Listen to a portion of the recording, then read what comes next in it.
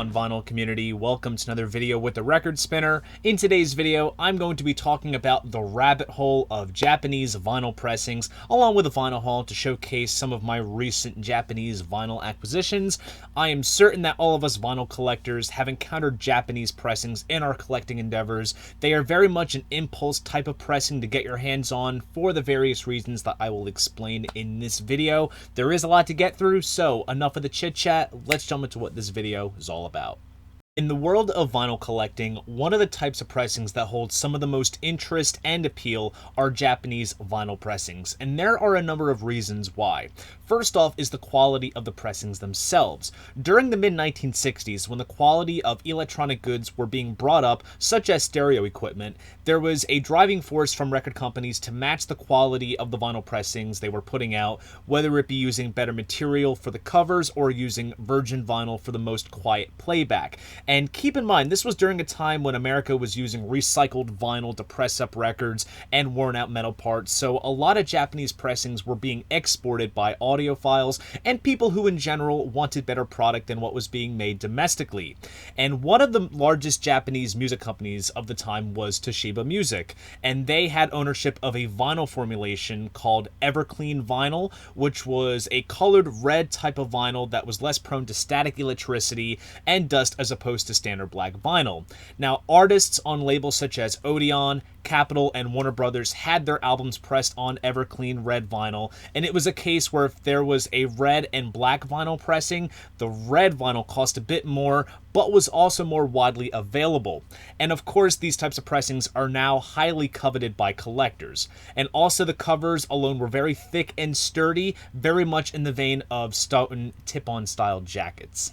Some of the more distinguishable aspects of Japanese pressings are the obi strips. Now, obi translates to belt or stash, and that is exactly what is featured with the covers. It is a 2-inch paper band that wraps around the cover, and they feature Japanese writing about the artist and album, and sometimes feature cool band images or related artwork. Now, this was particularly applicable for albums that were produced outside of the country where Japanese wasn't the primary language. So the obi strips were crucial for the buying public, and nowadays it almost determines the value of a Japanese pressing itself. But aside from the obi, there may be the inclusion of a Japanese insert that had liner notes and lyrics in both Japanese and English, and these could be very appealing since the lyrics were at times mistyped and they can be quite humorous to read. But in some cases as well, there can be the case of an alternate album cover art being used exclusively for the Japanese market. So for example, this is King Crimson's Islands, and traditionally the album featured the photo of the Trifold Nebula as the album cover. And for the Japanese market, they used the artwork that was featured in the lyric insert, which consists of these watercolor islands. And I believe this was used in the US as well. So it goes to show that in essence, Japanese pressings are indeed unique variants to own, but they also have much going for them to make them stand out, to have their immense appeal. One of the aspects of Japanese pressings that can be up for debate is the EQ of their vinyl cuts, and it very much varies from record to record. In most cases, when it comes to vinyl manufacturing, lacquers are made at the mastering facility and then get sent around for the metal parts to be made at the pressing plants. Now, sometimes fresh cuts will be made exclusively for the Japanese market, and sometimes the EQ choices can be questionable, and I think this varies on the genre, but also how well an album is recorded and engineered. Something like jazz albums that have an overall smooth sound to them may benefit well on a Japanese pressing, but rock albums where there is a lot of bottom end can be hit or miss, because in most cases with Japanese EQs, there is a major emphasis on the higher frequencies, and the lower ones, where bass is well defined, are less prominent. And some say that this is because the walls in Japan are generally thinner and things such as a rumbling bass sound will make the walls vibrate, as crazy as that sounds. But the great thing about being a listener of vinyl is that sound is completely subjective. Your ear is already tuned to what it likes, and you can adjust your setup accordingly to what you prefer. Now, when I started collecting vinyl in 2014, I would watch various videos on YouTube from the vinyl community by guys such as Ron Beaudry, who often used Japanese pressings as a sort of reference for comparing various reissues that have been done in recent years, and that's how I became aware of those pressings. And I personally never thought that I would own one or seek them out, but I obviously was aware of their appeal. Now, of course, if you are a longtime viewer of the channel, I am a big collector of bootlegs, and some that I got my hands on did come from Japan. and they do come with these cool kind of looking OB strips. But outside of bootlegs, though, like I always say, my rules for collecting have changed over the years, and simply having one copy of an album wasn't enough. So I would seek out multiples of things, and the ball started rolling where I picked up this copy of the Beatles Revolver. This is a pressing that came out back around 2003. Nice OB strip, very thick cover, direct metal mastering, and the stereo separation of this pressing is absolutely sensational. And then I also got this pressing of Help from 1992, and this is intriguing because it is the original stereo mix that has since been superseded with the 1987 George Martin remix, and that remix is the one that I am the most acquainted with, so it was interesting to hear this original stereo mix, how it was originally presented. Now, since I do manage a record store, from time to time I am able to order Japanese pressings, and they do make for great holy moly wall pieces because people are immediately gravitated to them, and they do actually sell well. And after getting the Beatles pressings that I just showcased, I decided to see what else was out there to get my hands on and find some other cool pieces to add and upgrade for my collection. And first up, we have Led Zeppelin. The song remains the same. Now, what I had previously was the 2007 version, which was newly remixed from the multi-tracks by Kevin Shirley, and it did include some extra tracks that weren't featured on the original. This pressing from 2018 uses that same remix, but it has been remastered, so the EQ differences are probably very minute, and they actually did shorten Dazed and Confused, because the 2007 version had it spread across two sides of vinyl, whereas now it just takes up one, which personally I think is more satisfying. Does come with a nice booklet of liner notes and photos, and each record comes in its own individual sleeve, but to of course keep it exclusive to the Japanese market, does have a nice wraparound OB strip and an insert of Japanese translations.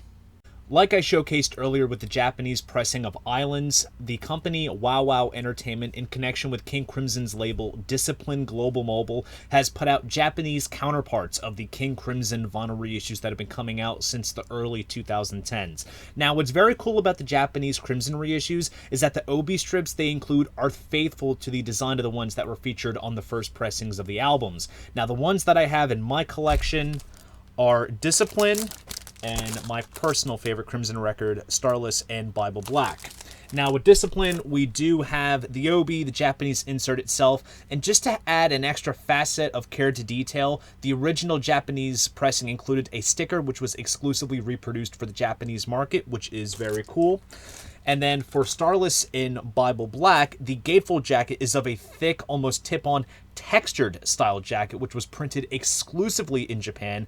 And what I had previously was just the standard European reissue on a standard jacket. So whether the original Japanese press had a textured cover, it goes to show that extra care to detail was attended to. Now, aside from the King Crimson stuff, Discipline Global Mobile is simply the home for all of Robert Fripp's endeavors in regards to the groups that he was in, solo stuff, and collaborations. And I did also pick up the No Pussyfooting album that he did with Roxy Music's Brian Eno, and that's actually an artist that I'm going to touch on in a bit.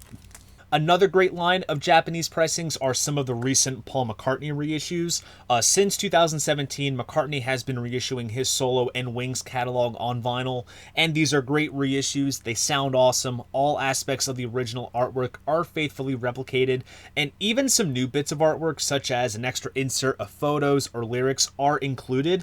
But what made me pull the trigger on the Japanese pressings were the color of the vinyl. Now, these reissues are generally available on black vinyl everywhere you go, but for the indie stores, and that includes the ones in the US as well as Europe, they got exclusive colored vinyl pressings. And I had most of the black vinyl pressings prior to upgrading some pieces. So given what you get with Japanese pressings in general, they have the inserts, and the OBs featured are indeed replicated from the original Japanese pressings, albeit with some modifications. For example, the original McCartney album had an OB with the Apple label featured, but for this reissue, there is the MPL logo, which is kind of unique. And also, side note, I just have to say, I absolutely adore the look of the OB featured on Band on the Run. Very colorful, with those pretty cool pictures of Paul taken from the album poster. Just kind of goes to show that OBs alone can be appealing and attractive in this sense. It's just so eye-catching. And the vinyl itself does come with either new center labels or the custom center labels that were featured with the original pressings. And just for the sake of showcasing, I just pulled out the record from the McCartney album. They stick to the color scheme of each respective album, so as you can tell, this one comes pressed on red vinyl. But on the other hand, I have also been collecting some of the new half-speed masters that have been put out in recent years. So having these Japanese pressings as well do provide a bit of a point of comparison. Last but not least, there are also unofficial Japanese pressings. Now, these are pressings that fall under counterfeit, or as most people call them, bootleg pressings, but they go as far as to replicate an obi strip from a Japanese pressing. I have one example to show here, and I kind of foreshadowed this when I mentioned Brian Eno.